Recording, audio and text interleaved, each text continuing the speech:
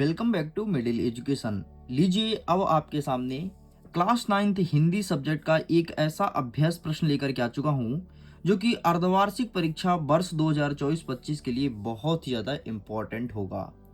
जैसे कि आप सबको बता देता हूँ, अर्धवार्षिक परीक्षा आपका दो सेटों में देखने को मिलेगा। एक रहेगा आपका सेट नंबर ए और दूसरा रहेगा आपका set number B. Middle education भी आपके सामने दो सेटों में अभ्यास प्रश्न लेकर के आएगा ताकि आपके अर्धवार्षिक परीक्षा की बेहतरीन तैयारी हो सके। आप क्लास 9 के स्टूडेंट हैं, टेंशन मत लीजिए। मुझे पता है कि क्लास 9 का क्वेश्चन पेपर कहाँ से क्रिएट होता है और कहाँ से आप सभी बच्चों के सामने क्वेश्चंस रखे जाते हैं।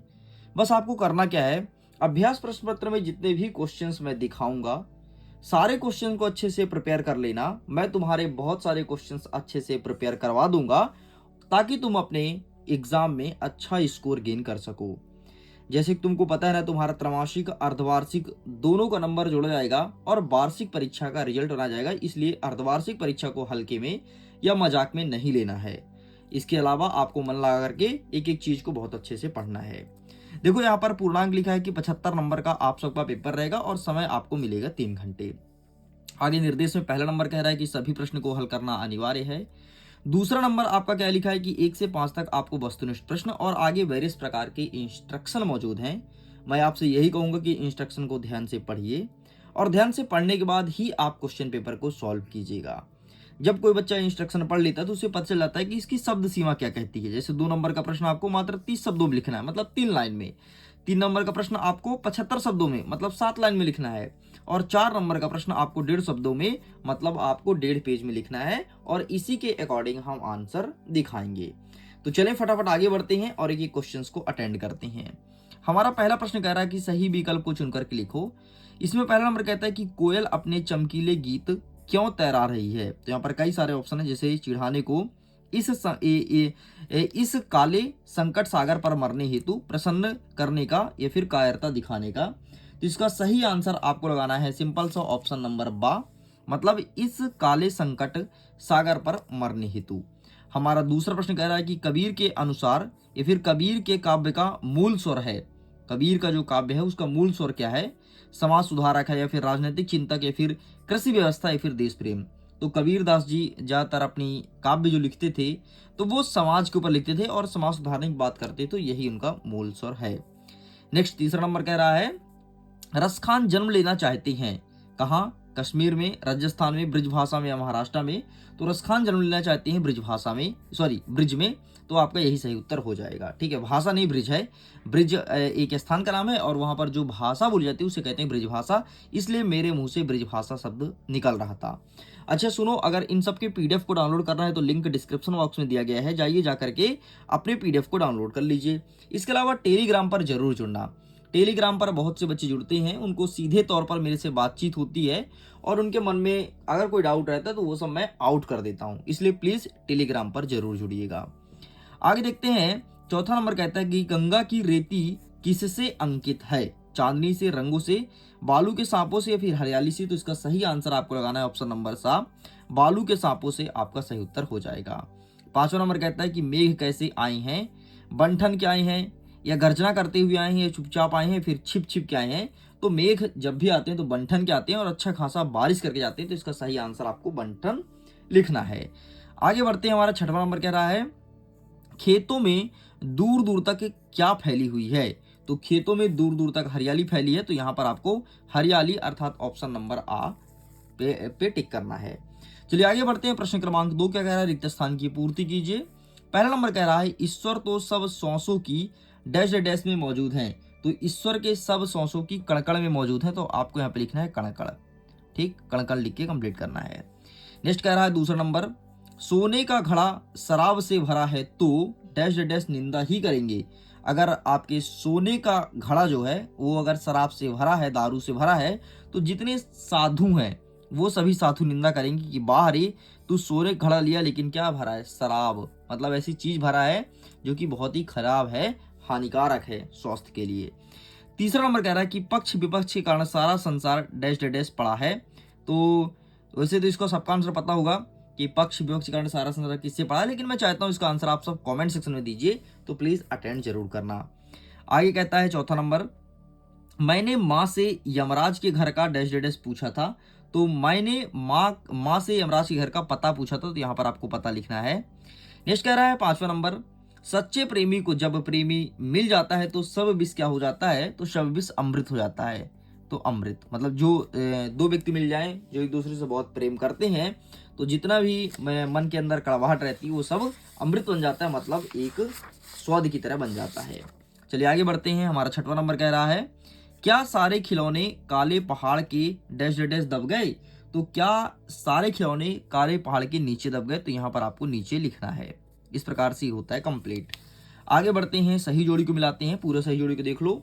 एक साइड दिया है आचार्य महावीर प्रसाद सम्राट उपन्यास या फिर उपन्यास सम्राट, यात्रा का सजीव चित्रण, नाटक फाणिकेश्वर नाथ रेणु, उल्लू बनाना। आइए फटाफट मैच करते हैं। सबसे पहले कह रहा है कि आचार्य महावीर प्रसाद, तो इनका संबंध है सरस्वती पत्रिका से, तो ये हो जाएगा आपका पहला नंबर। दूसरा कह रहा है सम्राट उपन्यास, तो सम्राट उपन्यास किसे कहते हैं, प्रेमचंद्र को कहते हैं, तो ये हो जाएगा आपका दूसरा नंबर। नेक्स्ट कह रहा है कि यात्रा का सजीव चित्रण, तो यात्रा का सजीव चित्रण कहलाता है यात्रा वृत्तांत, तो ये हो जाएगा आपका तीसरा नंबर। नेक्स्ट कहता है नाटक, तो नाटक में कई सारे अंक होते हैं, तो कई अंक वाले ये हो जाएगा आपका चौथा नंबर। नेक्स्ट कहता है आपका फाणिकेश्वर नाथ रेणु, तो इसका सही आंसर लिखना है आपको आंचलिक उपन्यास, तो ये हो जाएगा आपका 5वां नंबर। एंड अंतिम वाला कह रहा है उल्लू बनाना। उल्लू बनाना का मतलब होता है मूर्ख बनाना। इस प्रकार से आपका ये भी होता है कंप्लीट। देखिए स्टूडेंट, अगर आपने अभी तक वीडियो को लाइक नहीं किया तो प्लीज वीडियो को लाइक कीजिए, अपने दोस्तों के साथ शेयर कीजिए। बहुत मेहनत लगता है यार अभ्यास प्रश्न लेकर के आने में, और बहुत मुश्किल से आ पाता है। सबसे पहले अभ्यास प्रश्न लाइए, फिर उसका आंसर बनाइए, फिर आपके सामने एक ही वीडियो में प्रश्न 1 से लेकर के 30 तक उत्तर दीजिए। बहुत कठिन है, इसलिए प्लीज वीडियो को लाइक कीजिए, अपने दोस्तों के साथ शेयर कीजिए, ताकि उनको भी इसका फायदा मिल जाए। चलिए आगे बढ़ें। आगे बढ़ते हैं। प्रश्न क्रमांक 4 कह रहा है एक वाक्य में उत्तर दीजिए। पहला नंबर कहता है कि एक मात्रिक छंद का नाम लिखो, तो मात्रिक छंद तो कई सारे हैं, तो मैं लिख देता हूं। एक का पूछा है तो चौपाई यहाँ पर लिख देता हूं। चौपाई भी आपका एक मात्रिक छंद है। नेक्स्ट कहता है काव्य के कितने भेद होते हैं, तो काव्य के 2 भेद होते हैं। एक होता है दृश्य काव्य और दूसरा होता है श्राव्य काव्य। ठीक है, तो 2 लिखना है। नेक्स्ट कहता है वृंदावन कभी भी किसकी बांसुरी के जादू से खाली नहीं रहा, तो श्री कृष्ण के बांसुरी के जादू से खाली नहीं रहता वृंदावन। ठीक है, श्री कृष्ण या फिर कृष्ण भी लिख करके काम चलाया जा सकता है। नेक्स्ट कहता है टोपी से हमेशा कीमती क्या रहा है, टोपी से ज्यादा कीमती क्या रहा है, तो टोपी ज्यादा कीमती जूता रहा है। ठीक है, जूता। नेक्स्ट आपका कह रहा है महादेवी वर्मा ने पहली पुस्तक कौन सी पढ़ी थी, तो महादेवी वर्मा जी ने जो पहली पुस्तक पढ़ी थी उसका नाम था पंचतंत्र, तो यहाँ पर लिख देता हूँ पंचतंत्र। अच्छा, पंचतंत्र को किसने लिखा था ये चीज पता है, तो पंचतंत्र को लिखने वाले विष्णु शर्मा थे। नेक्स्ट कह रहा है कि सर्वव्यापक पक्षी कौन था या फिर कौन सा है। सर्वव्यापक पक्षी मतलब जो सब जगह व्याप्त है, तो यहाँ पर आपको लिखना है मैना। मैना जो है वो सर्वव्यापक है, सभी जगह व्याप्त है। चलिए आगे बढ़ते हैं। नेक्स्ट कह रहा है सत्य और असत्य को बताओ। पहला नंबर कह रहा है कि कबीर दास जी एक समाज सुधारक थे, तो बिल्कुल सही है, और इनके काव्य की मुख्य जो बिंदु होती थी वो समाज को लेकर के ही ये बात करते थे। नेक्स्ट दूसरा नंबर, रसखान के गुरु का नाम विट्ठल दास था, तो बिल्कुल सही है, इनके गुरु का नाम विट्ठल दास स्वामी था, ये आपका सही उत्तर हो जाएगा। तीसरा नंबर, माखनलाल चतुर्वेदी की रचना साहित्य देवता है, तो बिल्कुल गलत है, साहित्य देवता इनकी रचना नहीं है। नेक्स्ट कह रहा है सुमित्रा नंदन पंत प्रकृति प्रेमी कवि थे, तो बिल्कुल सही है, ये प्रकृति से बहुत प्रेम करती थी, उनकी जितनी भी रचनाएं होती थी वो प्राकृतिक को लेकर के ही होती थी। 5वां नंबर कहता है लाल गद्य की रचनाएं लोक जीवन से प्रेरित नहीं है, तो बिल्कुल सही है। नेक्स्ट, निराला की रचना कुरमुत्ता है, ये भी सही है। इस प्रकार से केवल आपका एक गलत है, वो है तीसरा नंबर, बाकी सारे सही हैं। तो लीजिए स्टूडेंट, हमने प्रश्न 1 से लेकर के 5 तक कंप्लीट कर दिया है। आगे बढ़ते हैं, कवर करेंगे अब आपके सामने 2 अंक, 3 अंक और 4 अंक के प्रश्न को। That's it. हमारा 6वां नंबर कह रहा है कि मानसरोवर से कवि का क्या आशय है, तो आइए इसका आंसर दिखा देते हैं कि मानसरोवर से कवि का क्या आशय है। ये लिखा है मानसरोवर से कवि का आशय मन रूपी सरोवर से है जिसमें परमात्मा का प्रेम रूपी शुद्ध जल भरा है। बस इतना आपको लिखना है। चलिए साइड करते हैं। नेक्स्ट कह रहा है इसके अथवा में कवि माखनलाल चतुर्वेदी को कोयल से ईर्ष्या क्यों हो रही है, मतलब कोयल से क्यों जलते हैं। तो देखो यार, कोयल की मीठी सी बोली थी, बहुत अच्छा बोलती थी, और माखनलाल चतुर्वेदी इतना प्यारा नहीं बोल पाते थे, इसलिए वो कोयल से जलते थे। आंसर ये रहा, देखो आपके सामने। कभी जेल की काल कोठरी में बंद है, वह काली टोपी पहनने को मिलती है, काला कंबल ओढ़ने के लिए, और उनके हाथों में काली हथकड़ियां हैं। ठीक है, बाकी यहाँ पर देख लेना, आगे वही सब बातें लिखी है जो मैंने तुमको सुनाया है। आगे बढ़ते हैं। 7वां नंबर कह रहा है कि नई कविता की 2 प्रमुख विशेषता बताइए। तो आइए हम नई कविता की विशेषता दिखाते हैं। ये रहा आपके सामने नई कविता। पहला नंबर क्या लिखोगे? प्रयोगों में नवीनता, क्योंकि नई कविता है तो नए नए चीजों का प्रयोग होगा। और दूसरा नंबर लिखोगे कि व्यंग प्रधान रचनाएं, मतलब इसमें जो रचना होती थी वो व्यंग प्रधान होती थी, मतलब व्यंग मार करके बातें कही जाती थी।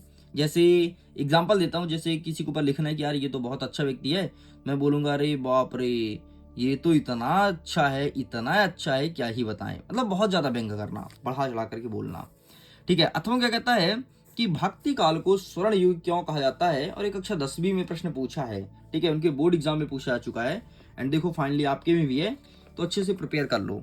भक्ति काल को स्वर्ण युग क्यों कहा जाता है, हिंदी साहित्य का स्वर्ण युग, तो ये लिखा है भक्ति काल में कबीर, तुलसी, सूरदास, मीरा आदि महान विभूतियों का जन्म हुआ था।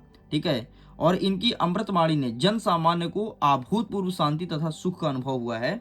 इस काल में साहित्य अनुपम और आदर्श है, इसीलिए हिंदी साहित्य को स्वर्ण युग कहा जाता है। हिंदी साहित्य में भक्ति काल को स्वर्ण युग कहा जाता है। नेक्स्ट 8वां नंबर कह रहा है कि अरहर और सनई के खेत कवि को कैसे दिखाई देते हैं। तो आइए इसका आंसर दिखा देते हैं कि अरहर और सनई के खेत कवि को कैसे दिखाई देते हैं। तो ये रहा आपके सामने इसका आंसर, ये यहाँ पे लिखा है, देख लो। ये यहाँ पे लिखा है कि कवि को अरहर और सनई का खेत स्वर्णिम करधनियों के जैसे दिखाई देते हैं। अरहर और सनई क्यारी के बाहर की तरफ पंक्तियों में बोई जाती है, इसलिए वह करधनी जैसे कही गई है। इन फलियों का रंग सुनहरा होता है, इसलिए फलियों को घुंघरू जैसे सुशोभित है। बस इतना लिख देना है। आगे बढ़ते हैं। अथवम कहता है कि छायावाद के 2 प्रमुख विशेषता बताइए। तो आइए छायावाद की विशेषताएं आपको दिखा देते हैं, ये रहा आपके सामने। ठीक है, छायावाद काव्य की विशेषता, सबसे पहले व्यक्तिवाद की प्रधानता, मतलब इसमें व्यक्ति का आदर या सम्मान किया जाता था। और दूसरा श्रृंगार की भावना, मतलब इस पर जो रस का उपयोग करते थे ना छायावादी में, वो श्रृंगार रस का ज्यादातर उपयोग होता था, तो ये लिख देना। इसके अलावा नारी का भी सम्मान होता था छायावाद में, तो ये लिख करके कंप्लीट करना है। चलिए, तो ये कंप्लीट होता है। आगे बढ़ते हैं। हमारा प्रश्न क्रमांक 9 कह रहा है कि भक्ति काल के 2 कवियों का नाम और प्रत्येक की 1-2 रचनाएं बताइए। ठीक है, तो आइए देख लेते हैं इनके 2 कवियों का नाम। क्या पूछा है? छायावादी और भक्तिकाल पूछा है, भक्तिकाल। तो भक्तिकाल के 2 कवियों का नाम, वेट, ये रहा आपके सामने। ठीक, भक्तिकाल के 2 कवियों का नाम तो तुलसीदास हो गए और सूरदास हो गए। तुलसीदास जी लिखते थे भगवान श्री रामचंद्र जी के बारे में, मतलब रामचरितमानस लिखे हैं। और सूरदास लिखते थे, ये भी रामचंद्र जी के बारे में लिखते थे, सॉरी ये कृष्ण भगवान के बारे में लिखते थे, तो सूर सागर और सूर सारा बली। ठीक, ये दोनों की रचनाएं हैं। चलिए आगे बढ़ते हैं। नेक्स्ट अथवा कहता है कि कवि रसखान की भाव सौंदर्य की 2 विशेषता लिखो। कवि रसखान के भाव सौंदर्य की 2 विशेषता लिखनी है। तो आइए ये भी दिखा देता हूं, कवि रसखान का भाव सौंदर्य। ओके, तो जस्ट वेट, ये रहा है आपके सामने। ये देखिए आपके सामने लिखा गया है। सबसे पहले लिखना है भक्ति भावना, और दूसरा लिखोगे ब्रज में भावपूर्ण लगाओ। बस दोनों लिख करके कंप्लीट करना है। आगे बढ़ते हैं। 10वां नंबर कहता है कि दोहा की परिभाषा उदाहरण सहित लिखो। ठीक, तो आइए इसका आंसर दिखा देता हूं, दोहा की परिभाषा विथ एग्जाम्पल। तो ये रहा आपके सामने दोहा।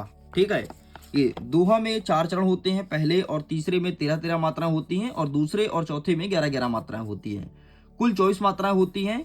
ठीक है, और लिखा है कि सम चरण अंत में तगड़ और जगड़ होना जरूरी है। बाकी देख लो एक एग्जाम्पल, ये तगड़ जगड़ मत लिखना, बस इतना लिख देना, यहाँ तक लिख के काम चलाया जा सकता है, अच्छे नंबर आ जाएंगे। ठीक, नेक्स्ट कहता है अथवा में उत्प्रेक्षा अलंकार को परिभाषा बताना है उदाहरण सहित। तो ये रहा आपके सामने उत्प्रेक्षा अलंकार। काव्य में जहां उपमेय में उपमान की संभावना व्यक्त की जाती है, वहां उत्प्रेक्षा अलंकार होता है। ठीक, और ये उदाहरण यहाँ पर लिखा गया है। चलिए इसे साइड करते हैं। नेक्स्ट हमारा कह रहा है 11वां नंबर, निबंध लेखन की कोई 2 विशेषता बताइए। आपके सामने निबंध लेखन की 2 विशेषता। सबसे पहले लिखोगे वर्णनात्मक निबंध की प्रकृति या मनुष्य जीवन की घटनाओं का वर्णन होता है, तो ये लिख देना पहले नंबर में। और दूसरे नंबर में क्या लिखोगे, विचारात्मक निबंध में अपने विचारों का सुसंबद्ध से व्यक्त किया जाता है, बस ये लिख दोगे। तो ये हो गया आपका पहला नंबर और ये हो गया आपका दूसरा नंबर। ठीक, ये विशेषता आपको लिखनी है। चलिए आगे बढ़ते हैं। नेक्स्ट कहता है अथवा में गद्य की प्रमुख विधाओं का नाम लिखो। गद्य की विधा कौन कौन सी है, तो आइए गद्य की विधा दिखाते हैं। तो गद्य की विधा ये रहा आपके सामने। क्या क्या है, निबंध, नाटक, उपन्यास, कहानी और एकांकी। ये 2023 और 24 में भी पूछा जा चुका है, इस चीज को ध्यान रखना। चलिए आगे बढ़ते हैं। नेक्स्ट क्या कह रहा है, 12 नंबर, बाढ़ पीड़ितों की मदद हेतु हर नाव पर क्या क्या होना आवश्यक है। अगर तुम बाढ़ में जो डूब गया है उनका तुम सहायता करना चाहते हो तो नाव में क्या क्या होना चाहिए। तो सबसे पहले नाव पर जंजीर होनी चाहिए ताकि बाढ़ पीड़ितों को तुम खींच सको।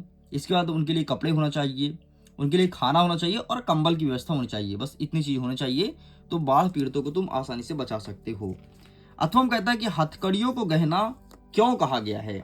ये प्रश्न पूछा है कि हथकड़ियों को गहना क्यों कहा है, तो आइए दिखाते हैं इसका भी आंसर, क्यों कहा गया हथकड़ियों को गहना। ठीक है, तो ये रहा आपके सामने, ये देखो यहाँ पे लिखा है कि गहने श्रृंगार साज सज्जा के लिए पहने जाते हैं। इसे पहनने वालों की शोभा बढ़ती है। स्वतंत्रता सेनानियों की साज सज्जा एवं शोभा हथकड़ियों से बढ़ती है।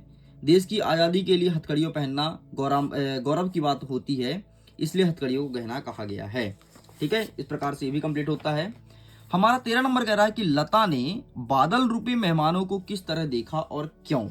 लता ने बादल रूपी मेहमानों को किस तरह देखा और क्यों, तो ये रहा है आपके सामने इसका आंसर। ठीक, यहां से इसका आंसर लिखना है और 2023 और 24 में पूछा जा चुका है, इसीलिए बहुत ज्यादा इंपॉर्टेंट है आपके एग्जाम के लिए। एंड इसके बाद यहां तक लिख के कंप्लीट करेंगे, दैट्स इट।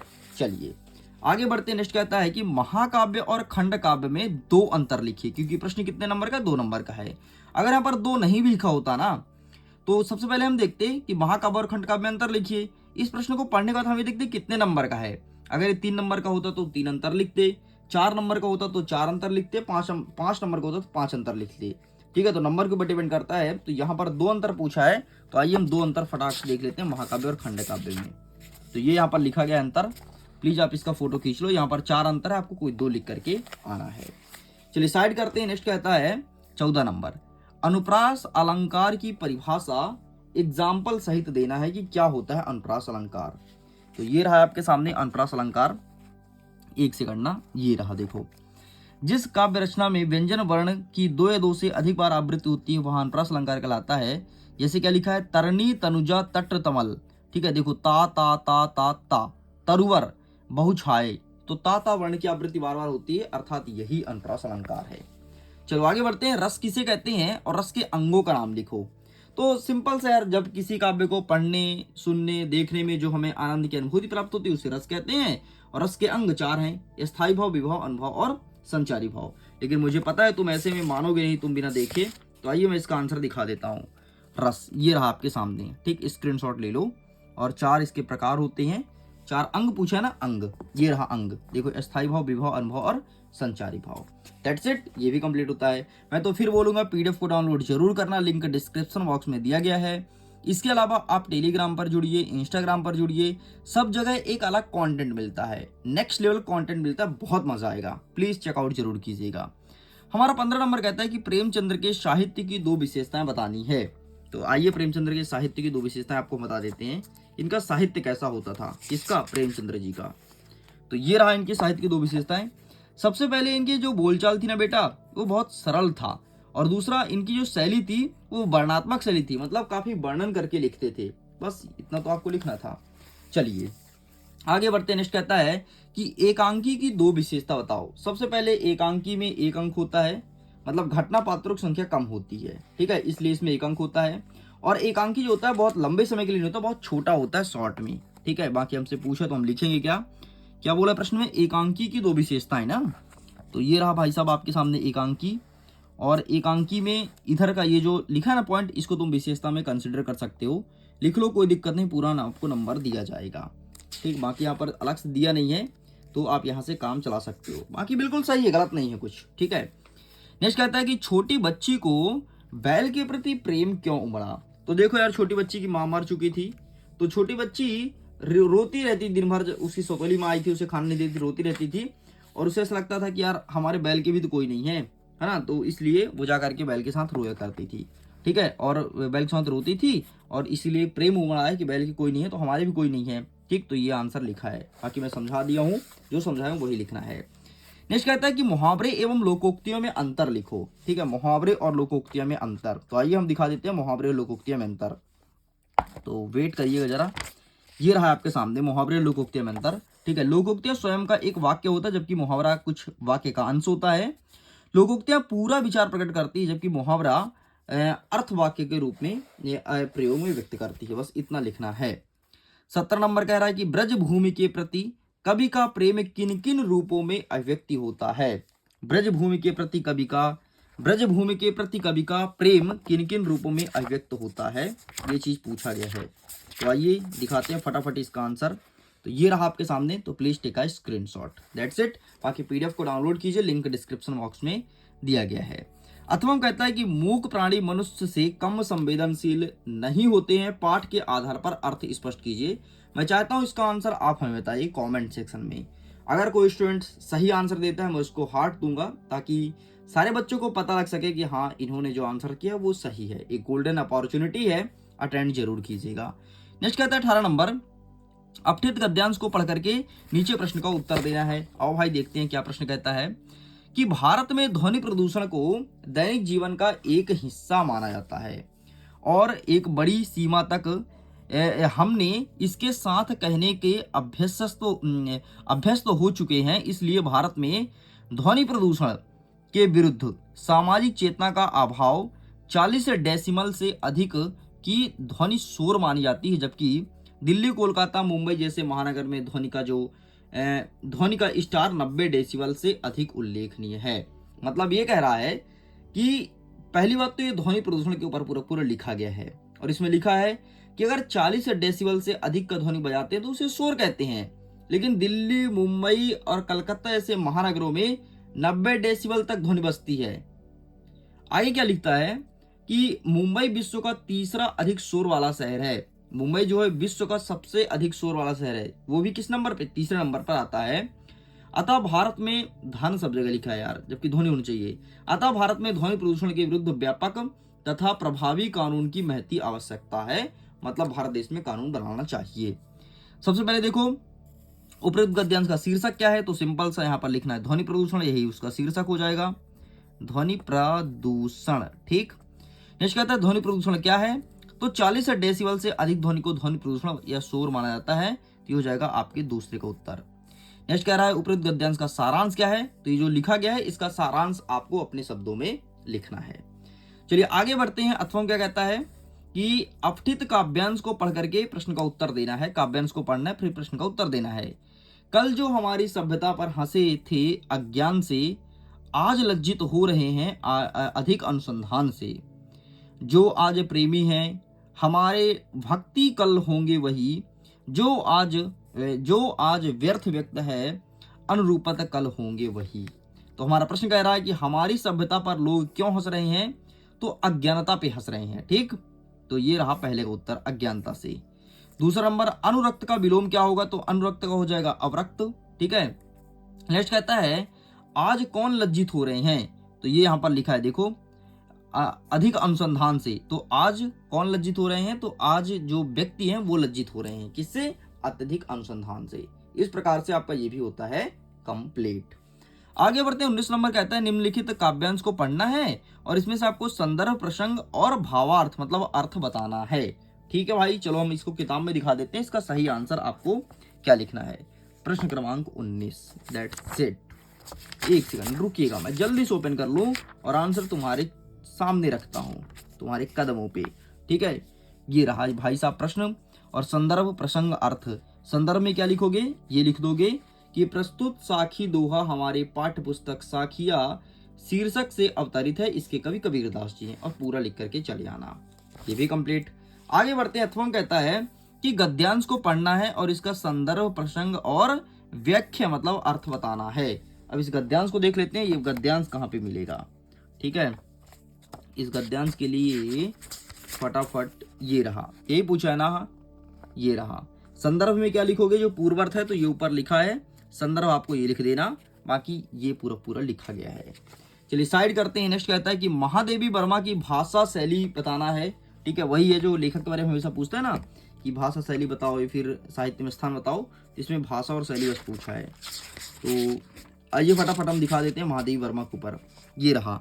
बाकी इन पर मैं अलग से वीडियो नहीं बनाया हूँ, बाकी अलग से इसका पीडीएफ जरूर बनाया हूँ, वो पीडीएफ आपको टेलीग्राम पर भेज दूंगा। That's it. आगे बढ़ते हैं। 21 नंबर कहता है कि किसी एक पर आपको अनुच्छेद लिखना है, तो आइए फटाफट अनुच्छेद दिखा देता हूँ। ठीक है, टॉपिक कौन कौन से दिए गए, पहले टॉपिक देख लो, तब तो अनुच्छेद देखोगे। टॉपिक दिया है कि जीवन में पुस्तक की उपयोगिता और जल है तो कल है, तो मैं जल है तो कल है पर दिखा देता हूँ, ये रहा आपके सामने, अनुच्छेद लिख करके आना है। आगे बढ़ते हैं। हमारा 22वां नंबर कह रहा है कि शाला त्याग प्रमाण पत्र प्राप्त करने हेतु विद्यालय के प्राचार्य को पत्र लिखना है और छोटे भाई को कोविड-19 के प्रोटोकॉल से संबंधित नियम के पालन के लिए पत्र लिखना है। तो आइए फटाफट दिखा देते हैं। सबसे पहले दिखा देते हैं आपको शाला त्याग प्रमाण पत्र के लिए। ठीक है, तो शाला क्या है, शाला त्याग प्रमाण पत्र मतलब टीसी के लिए भाई साहब। तो टीसी के लिए 1 सेकंड, ये तो क्या है, ये प्रार्थना पत्र है शुल्क मुक्ति के लिए। ठीक है, शाला त्याग प्रमाण पत्र ये है, ये टीसी के लिए लिखा गया है, ये पूरा पूरा आपको लिखना है। नेक्स्ट कहता है कोविड-19 के प्रोटोकॉल के लिए, तो कोविड-19 का प्रोटोकॉल, 1 सेकंड, कोविड-19 का प्रोटोकॉल के लिए। ठीक, यहां पर नहीं लिखा है भाई कोविड-19 का प्रोटोकॉल। ठीक है, कोविड-19 के स्थान पर ना आप ये वाला प्रिपेयर कर लेना, दूसरे सेट में आपको ये वाला क्वेश्चन देखने को मिल सकता है, इसलिए आप इसे प्रिपेयर कर लेना। चलिए साइड करते हैं, एक अंतिम प्रश्न देख लेते हैं फटाफट, जो कि 23वां नंबर कहता है निबंध। निबंध कौन सा है मैं वो भी जल्दी से दिखा देता हूँ कि कौन सा निबंध तुम्हें अच्छे से प्रिपेयर करना है। तो ये रहा तुम्हारे सामने निबंध, विद्यार्थी जीवन, बस इसे अच्छे से प्रिपेयर कर लेना। ये तुम्हारे 22 के बोर्ड एग्जाम में, 23 के बोर्ड एग्जाम में, बोर्ड एग्जाम मतलब फाइनल पेपर में पूछा जा चुका है, यही अच्छे से प्रिपेयर कर लेना। इस प्रकार से कक्षा 9वीं के हिंदी विषय का सेट नंबर 1 पूरा होता है कंप्लीट। जल्दी आपके सामने सेट नंबर 2 का वीडियो आएगा। वीडियो पसंद आया हो तो वीडियो को लाइक कीजिए, दोस्तों के साथ शेयर कीजिए, चैनल को सब्सक्राइब करके रखना। मिडिल एजुकेशन ऐसे ही तगड़ा कंटेंट लेकर के आता है। वीडियो को इन करता हूँ एग्जाम के लिए। All the best, bye bye.